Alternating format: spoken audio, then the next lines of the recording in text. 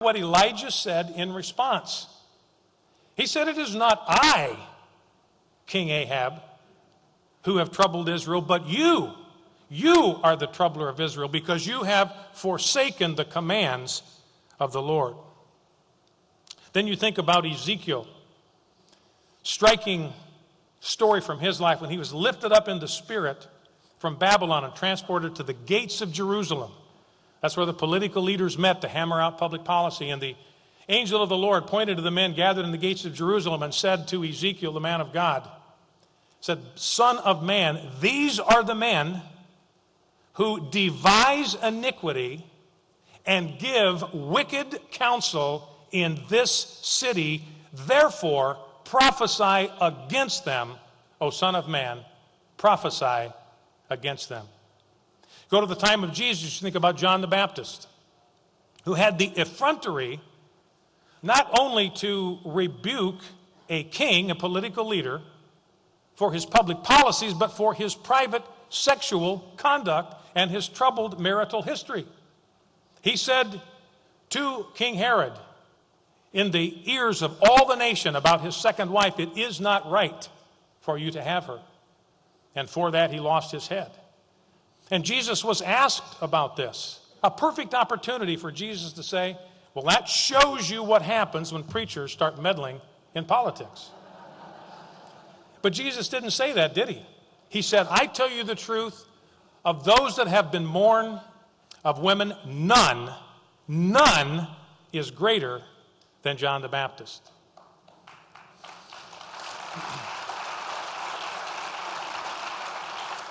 And Jesus himself publicly rebuked King Herod himself when he called him a fox. This was not a compliment. Fox was a metaphor for someone who was sly, cunning, deceptive, and manipulative. And do not forget that Jesus took on the political leaders of Israel, the Sadducees and the Pharisees. Make no mistake about it, as Neil Mammon says in his book, Jesus is involved in politics. The Pharisees and the Sadducees were the political leaders of Israel. They enacted laws that affected the details of the everyday life of everybody who lived in Israel.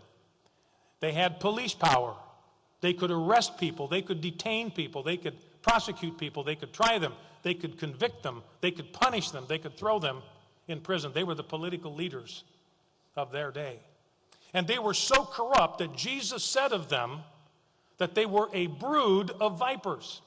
Another time, he literally called them the devil's spawn. You are the sons of your father, the devil. So again, I say, if the principle is true, that preachers, men of God, men of the cloth, should not criticize public officials, then God and Jesus were the biggest offenders in human history. Now, there are a couple of positive reasons why I believe Christians should be involved in the political world. The first is we know something that the world does not know.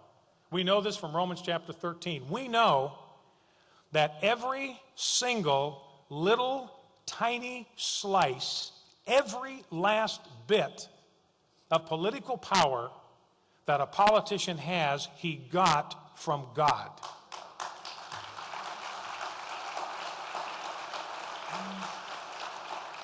Remember that Paul said there is no political authority except from God. And those that exist have been established by God. Now, if you look, and this power, this authority can be used either for good purposes or for evil purposes. Remember that the prophets of the Old Testament, the historians, had a very simple measuring stick to evaluate and assess and judge political leaders. They asked themselves one question and one question only. This is not rocket science. They asked themselves this one question: does this king do what is right in the sight of God, or does he do what is evil in the sight of God? Now, I would submit to you on the great questions that are facing our culture right now, we know exactly what is right in the sight of God and what is evil in the sight of God. We know, for instance, with regard to the issue of life, we know that a pregnant woman does not carry tissues or a clump of protoplasm in her womb. She carries a baby.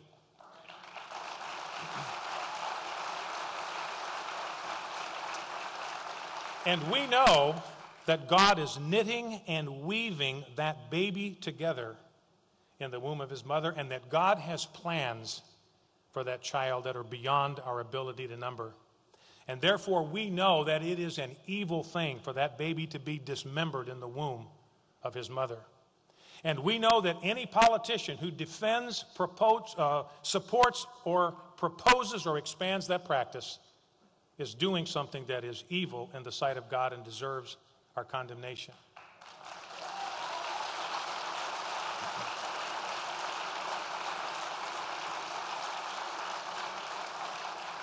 And we know that those political figures who work to bring the butchering of babies in the womb to an end, that they are doing something that is right in the sight of God, and they deserve our commendation.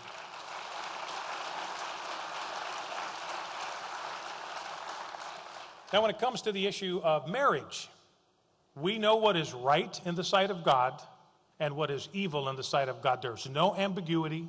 There's no confusion about this. There's no lack of clarity. We know that natural marriage, the union of one man and one woman in marriage, is God's institution and plan for the family.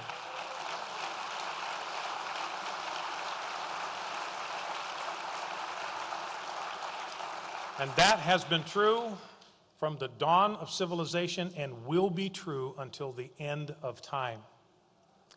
And so we know that those political figures that use their influence and their authority to protect the institution of natural marriage are doing what is right in the sight of God.